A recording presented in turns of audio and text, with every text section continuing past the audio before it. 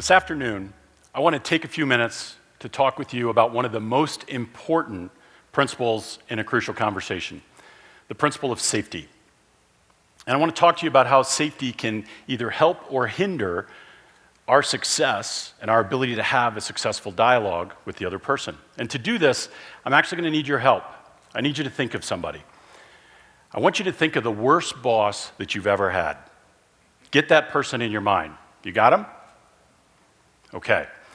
If that boss gave you corrective feedback based on your performance, how did you receive it? For many of us, we answer that question exactly the same way, that we discounted it. We didn't really give it a lot of credibility. So now let's flip the table a little bit here. Now I want you to think about the best boss that you've ever had. Get that person in your mind. In fact, if they're sitting beside you, nudge them. Let them know it's them you're thinking of right now, okay? If that boss gave you constructive feedback based on your performance, how did you receive it? Again, most of us answer that question exactly the same way. We received it with open arms. We were grateful to get that from them. So why is that? Why is it that we see those two pieces of feedback so differently? And in fact, what's so interesting is those two bosses may have actually been thinking about the exact same behavior, right? But one we give credibility, one we discount. Well, it's actually easy to understand why that happens. If we go back to that boss that we didn't really care for, that boss, we didn't really think they were looking out for what was good for us, right? They didn't have our best interests at heart. But that good boss, that person that we trusted, we believed wholeheartedly that they were looking out for us, that they had our best interests. We understood their intentions, and at some point, they actually had clarified their intentions. Right? So if we can clarify our intentions in a crucial conversation, we actually increase safety and increase the likelihood that the other person, the person we need to talk to, can engage in that conversation with us. So let me make this a little more personal for you. 20 years ago, I was a district manager for a pharmaceutical company. I was based out of Florida. And I had 12 reps that reported into me. And I considered myself extremely lucky to manage that team. It was a very good team, and we enjoyed what we did. One day I was sitting in my office, and I got a phone call.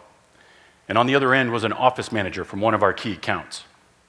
That office manager went on to tell me how much they loved the rep that called on them, and how they just did such a great job, and they were so grateful to have them. And they didn't want anything bad to happen to them, and you could kind of feel the but coming. And then she said, but in the afternoon, he doesn't smell very good. And I thought to myself, I've known this person for a long time. I've been around him in lots of different situations, both socially, in sports, in professional environments, and I've never, ever smelled anything unpleasant. And so, honestly, I kind of dismissed it. I attributed it to somebody having a bad day in the hot Florida sun wearing a business suit. All right, that's kind of how I cataloged that. And over the next week, unfortunately, I got 2 more calls, almost exactly the same. We love this guy. He's awesome. But in the afternoon, he doesn't smell very good. So I realized I needed to go have a conversation with him. Now, I sure would have appreciated if the office managers had had the conversation for me. That would have been a lot easier for me, right? But that wasn't going to happen. So I knew it rested on my shoulders. Now, I didn't know anything about crucial conversations, and I certainly didn't know anything about safety. But I did know that we had established a level of trust between us where I wanted good things for him and that he knew that. And I knew that he worked hard, and he knew that I knew that.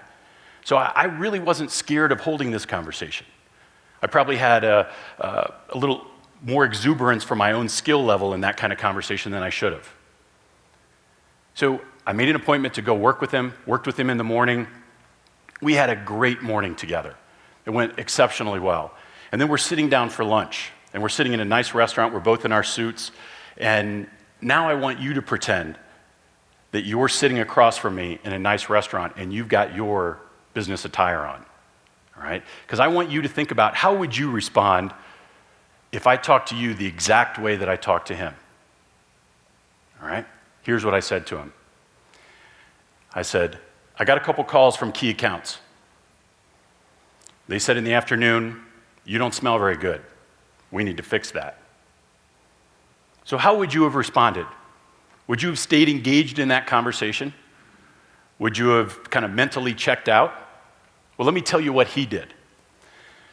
This rep, full of excitement, full of exuberance, before my very eyes, I saw him start to shut down. He moved to the term that we use in crucial conversations called silence. And I didn't know that's what it was, but now I know. And you could just see him shut down. And I didn't know what to do about it. I frankly groveled. I apologized. I did anything I could think of to draw him back into that conversation, and I couldn't make it happen. So how did I do at holding that conversation? Yeah, not very well. Not very well. And here is what it just, boy, it chaps me when I look back on it and think about how poorly I did, because I didn't make my intentions clear. All right, so let me tell you what I learned from that experience. People rarely get defensive about what we're saying, the topic or the content of the conversation. People get defensive because of why they think we're saying it. That's really important, so let me say it again. People rarely get defensive about what we're saying. They get defensive because of why they think we're saying it. They get defensive because they start to fill in the blanks about what our intentions are because we didn't make them clear. All right, so go back to my rep. It's easy to understand. He's sitting there, and all at once, it starts to feel like I'm attacking him. I'm belittling him. I'm embarrassing him. And it seems like that's my intention based on what was going on. He can't see that my real intentions, that I'm there to try to help, that I'm there to have his back, that I'm there to try to help solve a problem. Right? And so many of us, in the absence of information, we fill in the blanks negatively. And when we do that, it's easy to attribute bad intentions to the other person.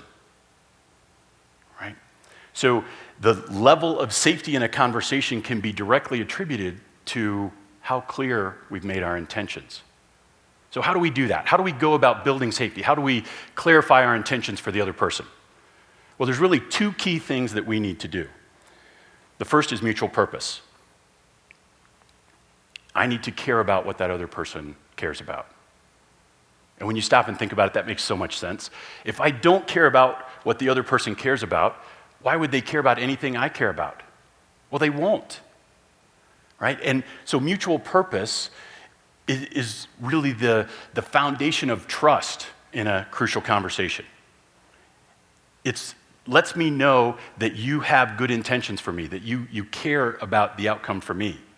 And mutual purpose is really what we call the entrance condition in a crucial conversation, or the entrance condition in dialogue. It's why we're there. The second thing that we need to do, mutual respect. Now, mutual respect is not that I have to like everything about you, or that we have to be best friends, or that we have to go to dinner after work. That's not what mutual respect is. Mutual respect simply means that I have to care enough about you to actually want good things for you. Right? I have to want to see you be successful. And remember I said that mutual purpose is the entrance condition for a crucial conversation. Well, mutual respect is the continuance condition for a crucial conversation. Because as soon as the other person senses that mutual respect is breaking down, that conversation is over. They're not going to continue. It doesn't feel safe for them anymore. So even if they can't physically leave, they will leave emotionally. And they won't participate at the same level. Again, it just doesn't feel safe. And safety, like silence and violence, is a dynamic entity in a crucial conversation, meaning it can grow or it can shrink, depending on how that conversation progresses. And so if safety grows, that means silence and violence shrink. That conversation much easier to hold. But if safety shrinks, then silence and violence grows, and that conversation is extremely difficult to hold. So if you see silence and violence creeping into the conversation, the first thing that you need to think about is, how can I build safety? How can I restore safety into this conversation? And here's the tough part, because safety is not a one-time thing, it's an all-the-time thing. It's not enough to just build it at the front and hope that that gets you through the conversation. You have to establish it at the front and continue to reinforce it and continue to build it all the way through the conversation. Because if you don't, safety comes out of the conversation. So if you want to be good at crucial conversations, you have to be great, absolutely great at building safety. Thank you.